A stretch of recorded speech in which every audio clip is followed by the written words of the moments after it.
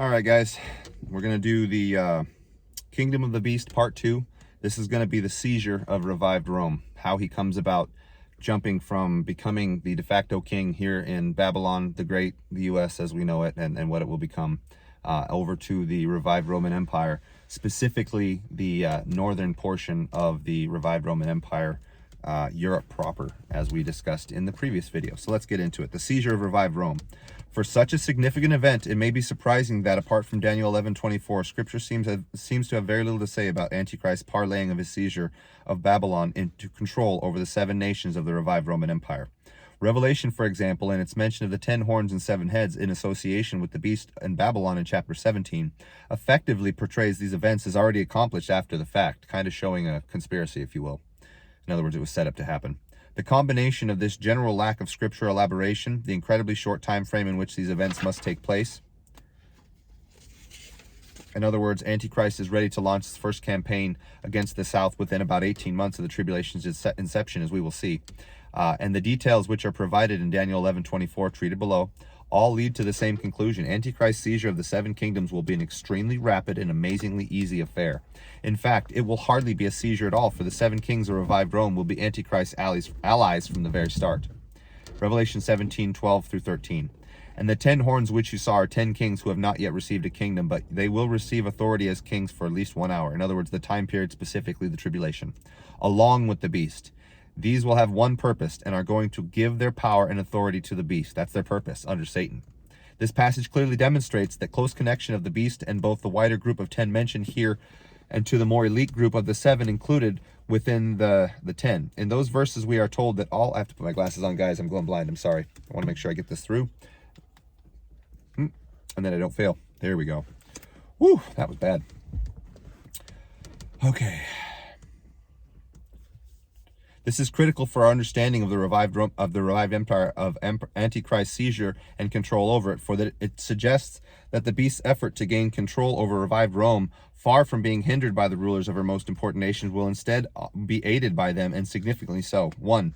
They are said to receive authority as kings for 1 hour, the tribulation, along with the beast. Scripture thus ties their ascension to power directly to that of Antichrist, and in the phrase receive authority indicates that, like Antichrist, rather than being, independent agents that were operating under the aegis of a larger scheme. In other words, Satan's plan for world conquest. This was already set up. 2. The impression is strengthened by the fact that they are said to all have the same purpose, Greek nome, and it is precisely this common purpose which motivates them to hand over their power and authority to the beast. 3. Finally, the fact that they are going to hand over their power and authority to Antichrist entails an unheard of degree of coordination, cooperation, and subordination of personal and national interest, certainly beyond anything paralleled in human history to this point. This detail strongly suggests that these 10 kings are either also Nephilim, half-angelic creatures not recorded in the Bible since Genesis chapter 6, or at least close and ardent followers of the devil, whose purpose it will be from the very beginning of their political careers to aid and abet Antichrist's ascension to rule over revived Rome. We should watch for this. This is another sign that things are heating up. In that it is said that the 10 kings, they will receive authority as kings along with the beast, we have in this statement the further implication that their rise to power in their individual countries will bear many similarities to the Antichrist in Babylon, making it clear that they are indeed part of the devil's plan from the start. Their later unity of feeling and cooperation in regard to Babylon, for example, Revelation 17:16.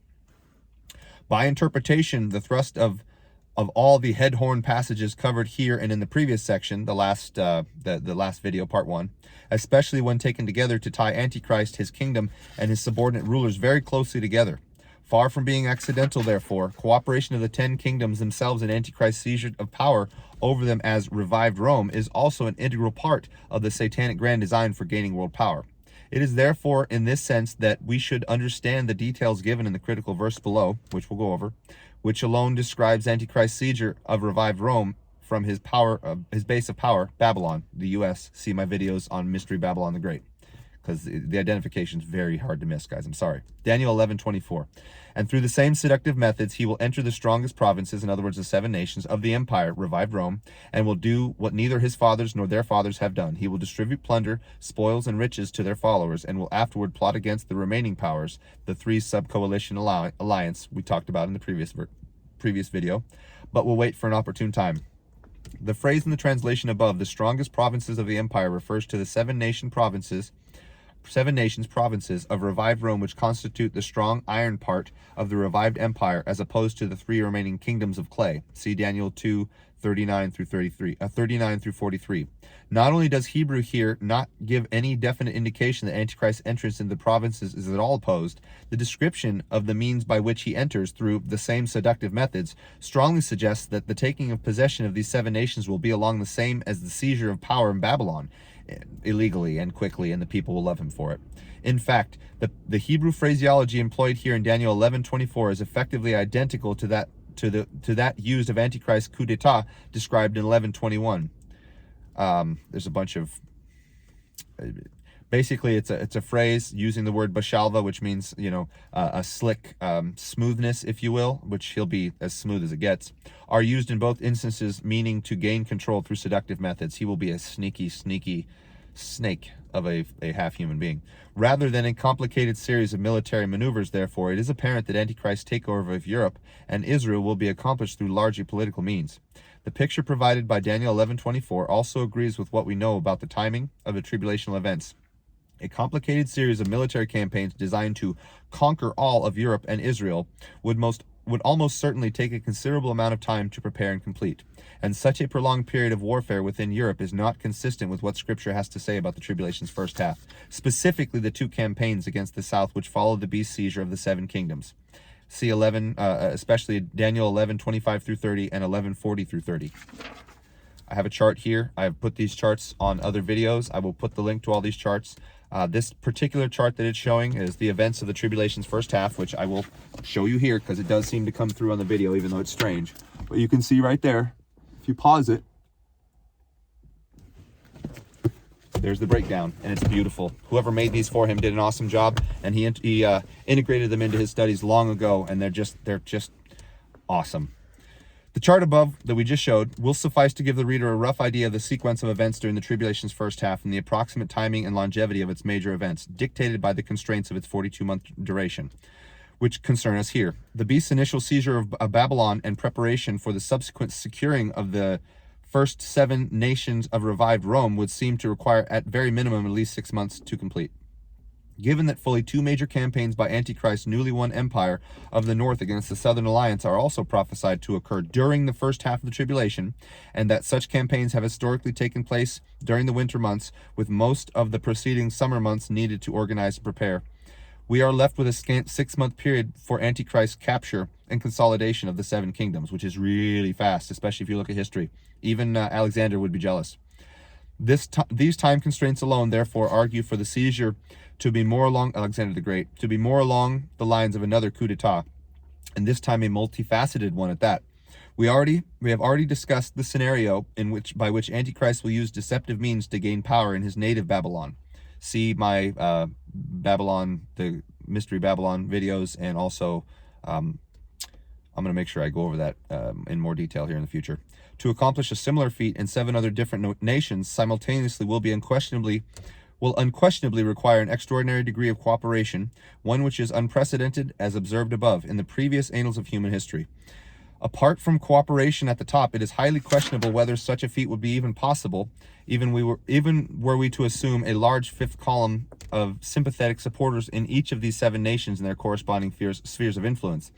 Indeed, the only scenario which seems on its face feasible, prima facie, is the one in Daniel 11:24. Is the one that Daniel 11:24 suggests. The same scenario which the absence of detail in Revelation also points to, assuming as it does Antichrist's control over revived Rome from the beginning, namely, that the 7 kings are in the beast camp from the very start. This agrees with the information we have already gleaned earlier in the book of Daniel, Daniel 7:24. As to the 10 horns from that kingdom, Rome, the 4th beast, 10 kings will arise, and another one, Antichrist, will arise after them, and he will be different from the former ones, and he will cast down 3 kingdoms.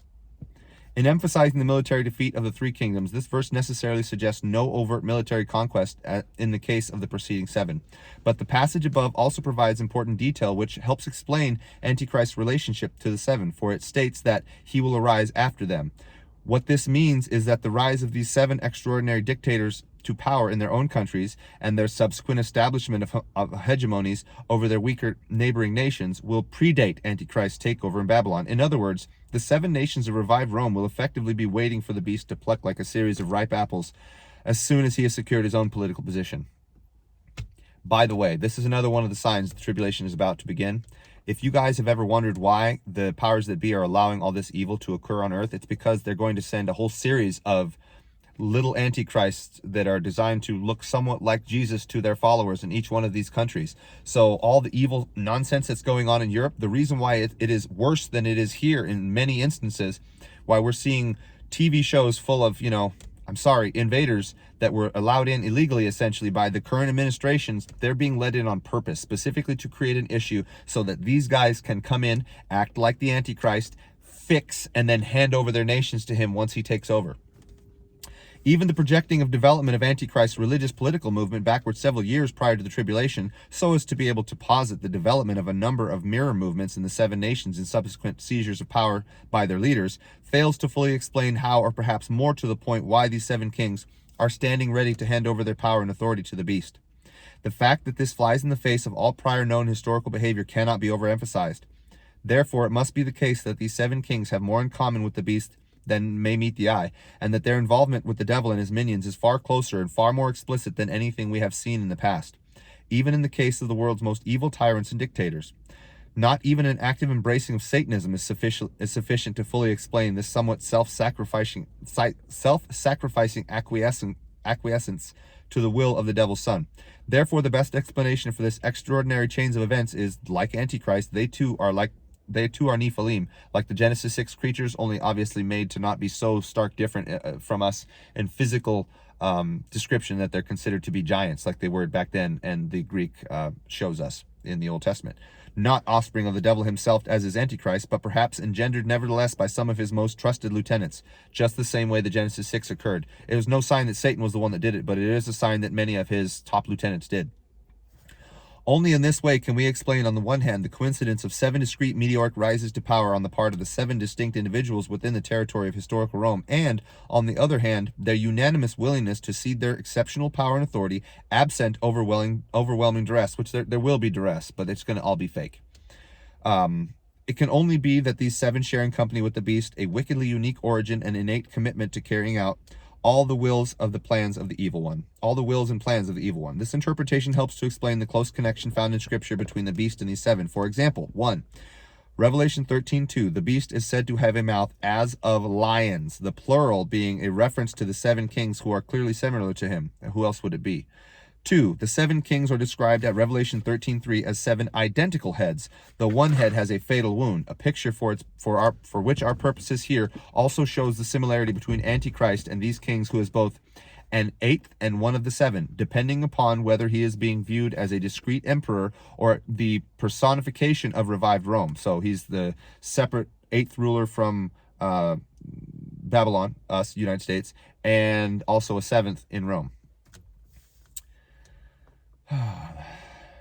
3. The fact that we saw above the name of blasphemy, which identifies the beast as a pseudo-Christ, is inscribed collectively on the heads. Revelation 13:1. 4. The identification of Antichrist as a horn among these horns. Daniel 7:24, who starts out smaller, Daniel 7:8, and becomes larger than the others. Daniel 7:20. And finally, 5. The fact that all 7 heads and all 10 horns are intrinsic parts of the same beast in all of the instances in Daniel and Revelation where this figure is used. Therefore, whether the visible coordination between these leaders and between the beast and these seven as a group, and whether visible similarities in the political, social, and religious phenomenon they represent and exploit, the truth will be that there is a deeper, more sinister reason for their unprecedented cooperation, and that for all areas of apparent coincident self-interest on the surface will in reality be driven by a darker unanimity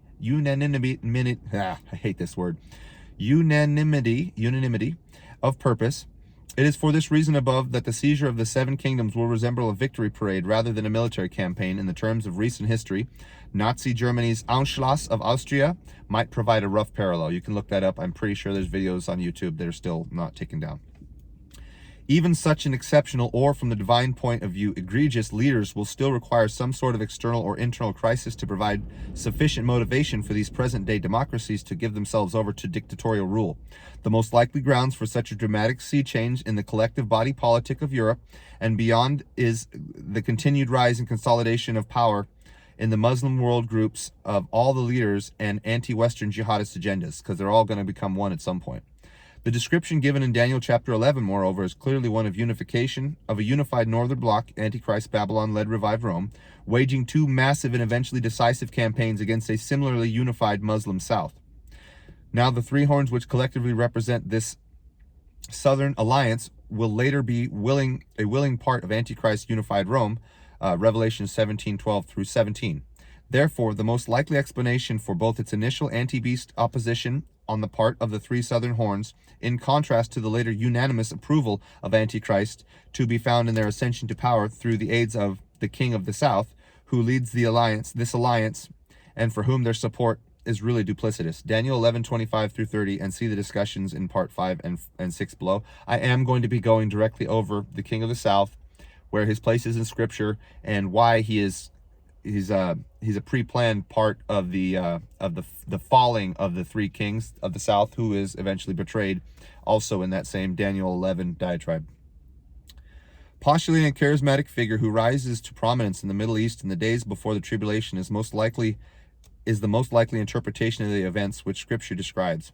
It accounts for the development of a threat serious enough to motivate the West to serious political change on the one hand, while also explaining the rise of the three kings in a manner wherein they are initially hostile to the beast, at least to all appearances, yet later willingly subject to him, after a defeat of their first patron, this King of the South. At the time of the writing, the emergence of such a single charismatic leader who manages to gain control of the entire Muslim world is a nightmare scenario. The appearance of a Madhi, as I've gone over in previous videos, a Muslim Messiah, and the rallying of the world around him, is perhaps the one event which might explain a dramatic political realignment in Europe and Israel in such a short space of time, and the subsequent and even more rapid rise of Antichrist both in Babylon and to the rulership of revived Rome. In the face of exponentially growing terrorism, the emergence of an overt military threat posed by the unification of this part of the world in hostility towards the West, even bent on its conquest, and the collapse of economies dependent upon the Mid-East oil, it is easy to see how the appearance of a set of leaders, and subsequently one leader in particular, would be welcomed as the only hope of survival, even at the price of loss of freedom. The fact that Israel would be the primary focal point of the initial southern attack will provide a further incentive on the part of many in the West, and especially in the United States, to support this development of military dictatorship both at home and abroad. Perhaps the most ironic and potentially dangerous thing about this scenario is that, according to the propaganda machine of the beast and his seven kings, the coming conflict through which they will rise to power will likely be billed as a war in defense of Christendom, and Israel against the pseudo-Christ Madhi, which, again, I've said the Antichrist will call the Antichrist so as to gain credibility on his end. I'm certain of it. Whereas those who support this effort will be casting their lot with the real Antichrist, about whom Scripture leaves no doubt that the destruction of all believers and of all Jews is in reality one of his chief, if not his chief, objective. How was that, guys? Was that pretty good? I thought, when I first read that, it about blew my mind. Yeah, the truth of the matter is this is all a setup. It's all 100% in the devil's plan. And if we're really paying attention, the truth of the matter is we can see all the evil that's in the world today all working together as one, too. But they are the antithesis to Antichrist thesis, if you will, or vice versa, however you want to say that. Essentially, they are creating the problems right now that technically shouldn't exist and wouldn't need to exist if it wasn't for the devil's intermingling and messing with our world on a constant basis, like he ever has been. And this is the acceleration of the mystery of lawlessness that my last series covers. And that is very imperative, by the way. It seems like it might be a boring listen, but the truth of the matter is, to understand the anti-gospel that Satan has been trying to push on the world, and then the antichrist attack that he's about to bring about, it's very much all intertwined. And I absolutely advise you go see that if you haven't already. If you're skipping over some of those, it's very necessary, and it's very part of this series for a reason. Next, we are going to be covering Antichrist's alliance with Israel, and we're going to go into more depth about the King of the South. I hope you found this useful. Leave your comments, like, subscribe, share it, because again, it's shadow banned, and they don't want this out there, because this this tells the world about their evil plans well ahead of time, even though they're not doing too good of a job, in my opinion, covering it up now. But they're not letting it be covered right now because they want you to think that what's out there right now is the worst of it, and that is absolutely not the case. The fakes that come to save us afterward are. Bless you guys. I hope you found this informative. Let me know what you think, and we'll talk to you soon.